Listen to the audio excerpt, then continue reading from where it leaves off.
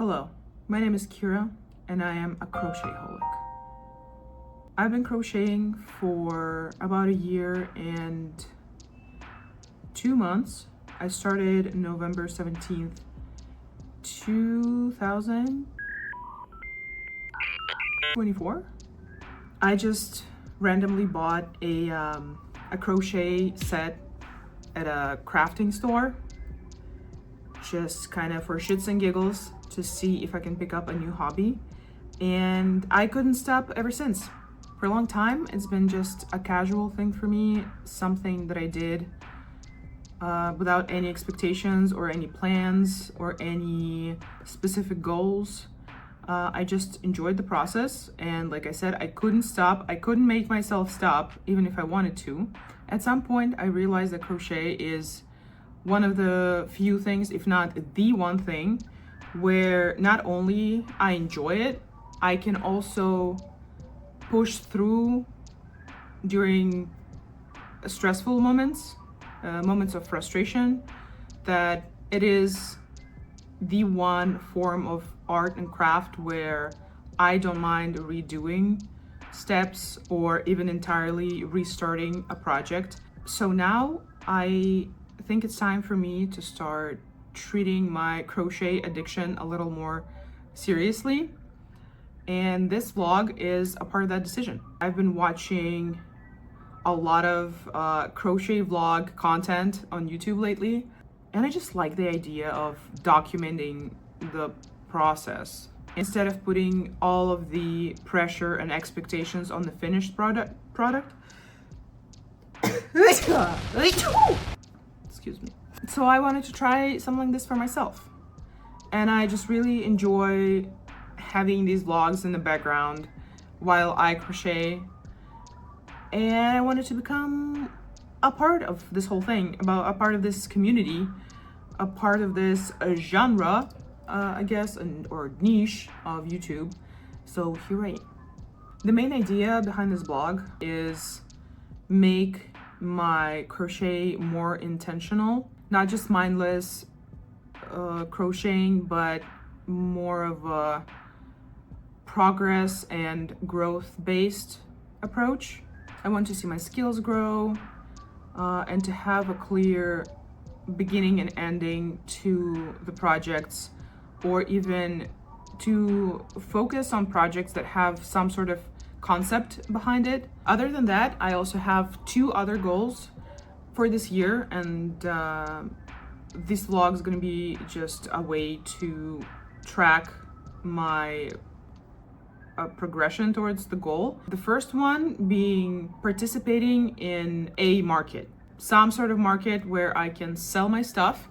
It will probably be scrunchies, because that's one thing that I can easily reproduce over and over again without spending too much time. And the adjacent goal is to start selling my stuff online through a marketplace of some sort. Another big focus for me is to focus on new techniques, because I know the basics, and I know you can do a lot with basics, but I want to target specific genres of crochet, like filet crochet, tapestry crochet.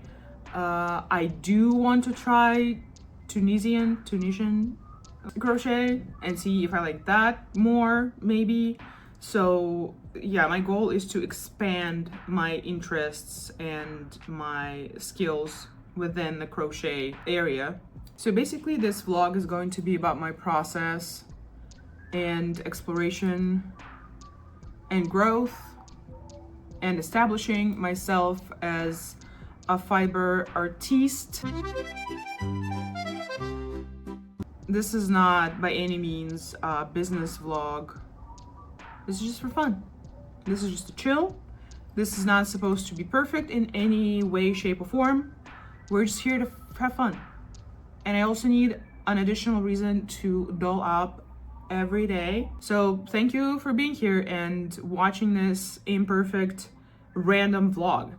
To make it a little more entertaining and not just me yapping for however many minutes, I'm just gonna show you the stuff that I've made up to this point. Some of it was gifted.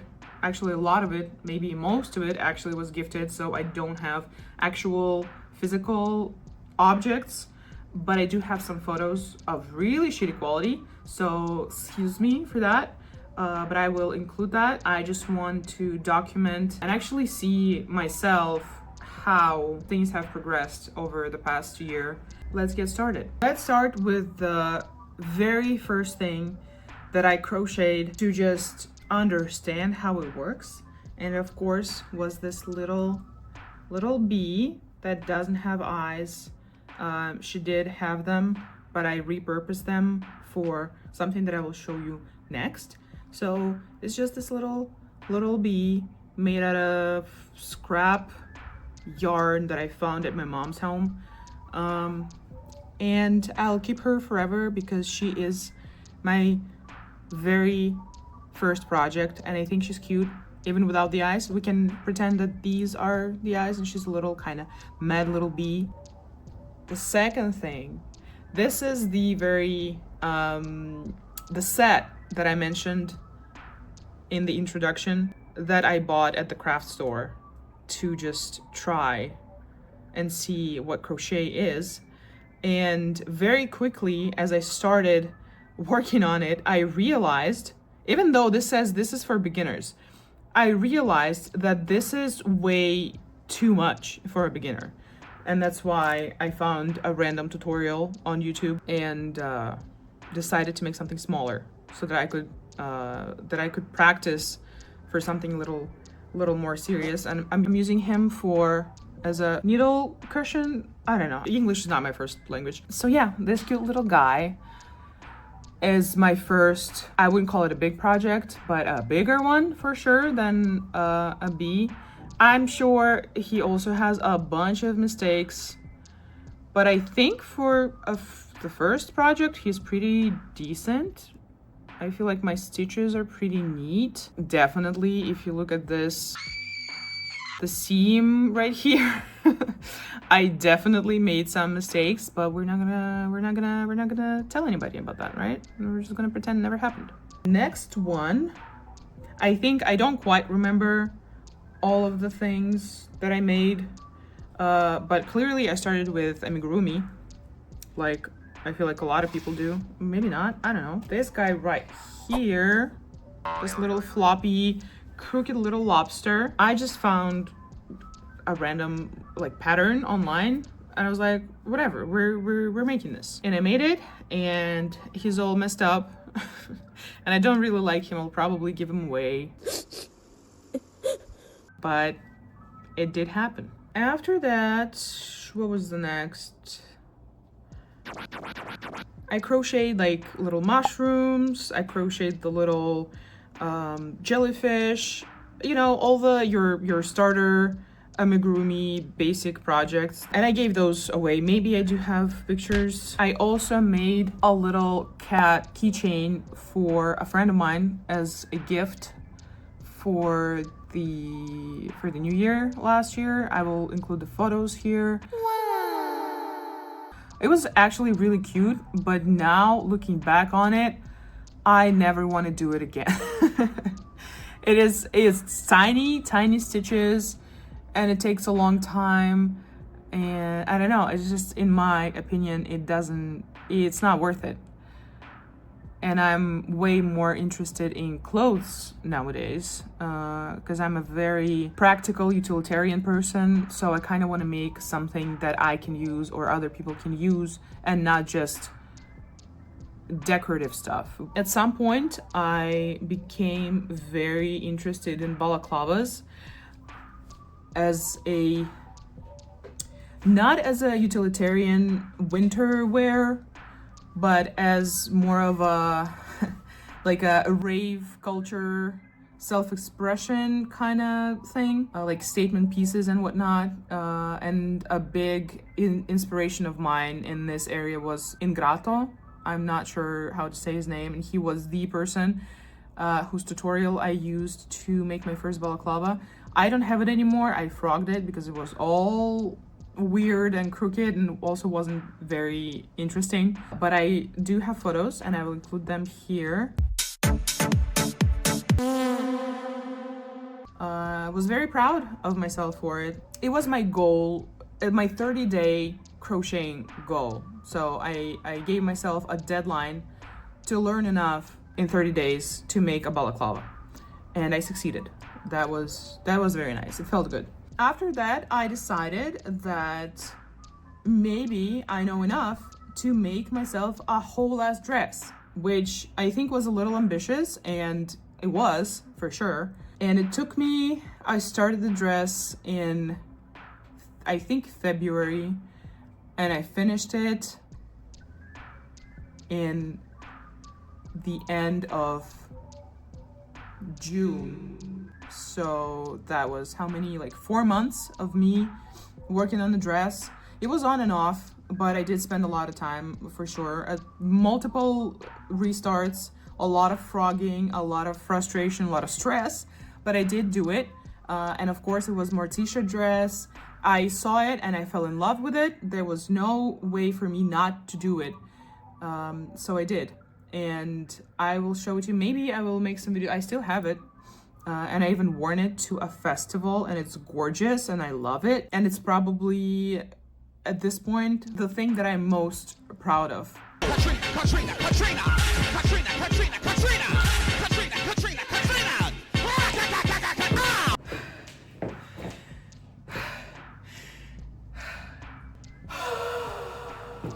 Next. What did I do next? I made this.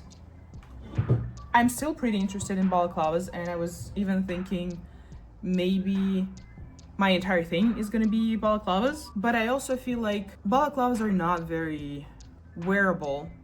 And as a utilitarian person, I kind of want to use the stuff that I make, if that makes sense. Or see other people use it. And balaclavas are just statement pieces. So I'm still very much interested in the whole mask niche. But anyway, this is the guy that I made. Very simple, but you know, it doesn't have to be elaborate to be cool, right? I don't know if I want to try it on and mess up my makeup, but maybe I will include some videos or photos of me wearing it. So I have this little guy. It's kind of like an art piece, just stands on my shelf. So yeah, this guy right here. I also decided to make something kind of fucking stupid. This guy, it sheds like a motherfucker. This is horrible. Oh my god. And this is also a balaclava. Look, I don't know if I probably do have some videos and photos of me wearing it. I definitely don't want to put it on right now. Добро пожаловать на улицу Сезам. I don't know what I'm gonna do with it. Probably some stupid content at some point, but it's definitely not very wearable. Oh my god, it's so dusty, and there are so many particles of this synthetic yarn that it's, I think, straight up hazardous to try and wear it on your face for longer than 5 minutes. So maybe it's more of a photo shoot kind of thing, you know. What next? Here's a hat. Here's a hat. I don't remember whose tutorial it was. I'm so sorry. But it is a tutorial. It's a free tutorial on YouTube for a hat. Maybe some of you know exactly what tutorial it was. So feel free to let me know if you do, so I could credit the person. And it's just a hat. It's a cute little hat with very long, what do you call them? Straps? I don't know. You can use them as a scarf of sorts. It's very cute. I never wore it because my aesthetic is usually a lot more reserved, and I mostly wear like black and gray and whatnot. Actually, I kind of like how it looks. Oh my god, it's cute. I dig it, I kept it. Maybe I will try to sell at some point or give it as a gift. So yeah, there's this. This is where I kind of like started to realize that I want to make stuff that I actually want to wear. And at some point I found, well, I followed her for a while. Her name is, however, Alessia on Instagram. And I found her pattern for a coif. And I liked it so much that I made 4 of them in different yarns, different colors and different yarns, and kind of experimented a little bit. And I still very like these ones. Very like, yes. So this was the first one that I made. It has this medieval core vibe, if you will, which I also quite enjoy. Excuse me. Oh my god. It's really cute. Kind of looks like a little chainmail coif. Do I pronounce this word right? Correct? Not sure. It was cute with hair. Anyway, it's cute. I added the little picot border.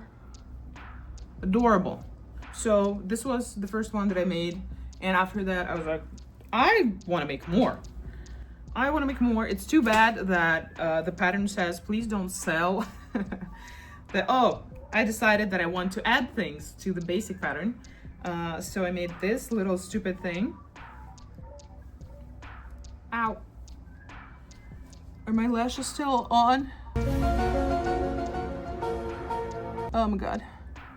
So this guy, I love this yarn. It's such a pretty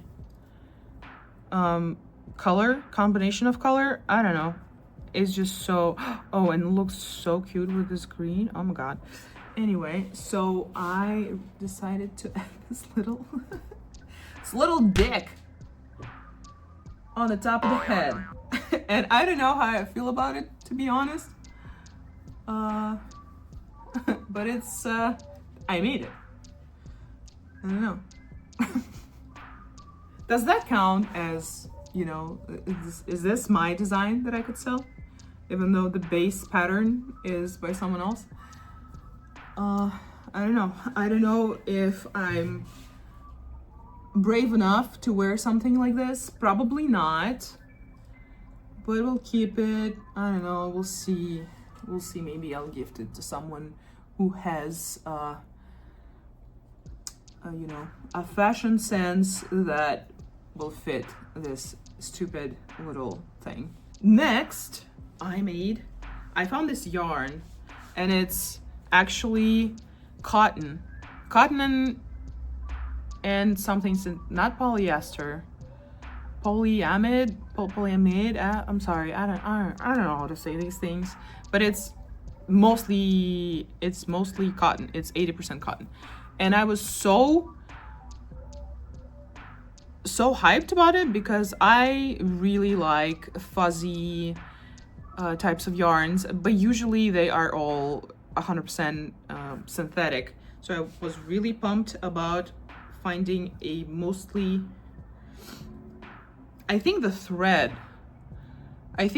is cotton, and then all the fuzz is synthetic. But also look at it. Look at how drapey it is. It is amazing. I love it. And the color also looks really great with this green one. Oh my god. I still love this thing. I think I'm gonna wear it in the spring because it's very light. It's definitely not made for winter weather, especially if you live in a place where there's actually like winter, where there's snow and cold.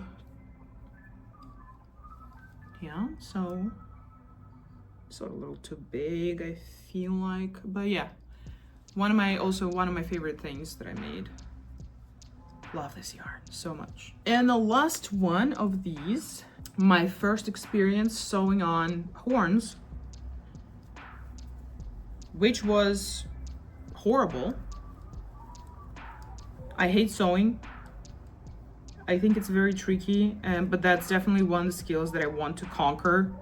And I definitely do like horns on pretty much everything. It's a little tighter than the rest of them. Oh my god. Oh, there we go. There we go. Here. It's a little crooked, but you know, nothing is perfect, right? This is my absolute favorite thing that I made. And the yarn is sparkly. It's just so fairy tale. Is there a fairy tale cord? Oh my god, it caught on my ring. Kind of giving Maleficent vibes a little bit. I will also probably wear, this is way more my aesthetic than the other hat that I was showing. It's cute. I love it. What else? There was also a blanket that I made for my little nephew. It was made with bamboo yarn. It's very drapey and very nice. It has a bunch of holes, and then after I gifted it, I found out that baby blankets are not supposed to have holes in them. But I mean, I'm sorry. I guess I didn't know at the time. What else did I make? I made a shawl for my grandma. I could also include the photos here.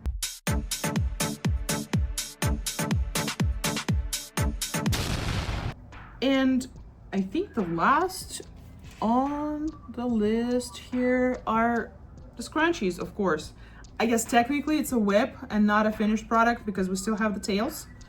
But yeah, it's just, I have a lot of yarn, very colorful and like velour and velvet yarn that I'm not gonna use for anything else, probably because it's synthetic and I wouldn't want to make clothes out of it, and it's not very fitting for bags, and I'm not doing amigurumi, so scrunchies it is. So I have this little guy here, very soft, very nice. Oh shit. I have this guy, also very soft and very nice. All of them are going to be very soft and very nice because it's velvet yarn. And this guy right here that actually didn't quite go as planned. I wanted to make it look like it's the you know, the tulip. Is there a name for this stitch? Like the one that looks like a bunch of flowers. It's like, if you look at it up close, it kind of looks like it, but from a distance, it looks just like a pink border. I guess I should have made the bobble stitches a little bigger, like add an extra stitch in there. Not a stitch, but like an extra loop stitch. I don't know. Make them a little more pronounced. But it's still cute, right? So we're gonna keep it, maybe wear it, or maybe sell it. Probably sell it. So yeah, that's it. That's it for the stuff that I made so far. As you can see, it's not a lot for 1 year, mostly because, I mean, the dress took me, what, 4 months, and then the baby blanket that I mentioned took me, let me see, I started it in the end of June and I finished it in December. So that was probably my longest one. But yeah, that's it. This year though, we're going to focus on scrunchies because it's fun. And I have a bunch of yarn that I need to utilize. I don't know, I'm going to focus on the clothes that I can wear myself. Yeah, so I'll see you guys in the next vlog. I don't know how often I'm gonna be posting, probably ideally once a week, but since this is the first time me recording myself and it's gonna be my first time editing videos, it might take me a while to get used to it. But either way, I hope if you stumbled upon this video, you had fun, maybe you crocheted while listening to me yap. But I'll see you in the next one. Bye.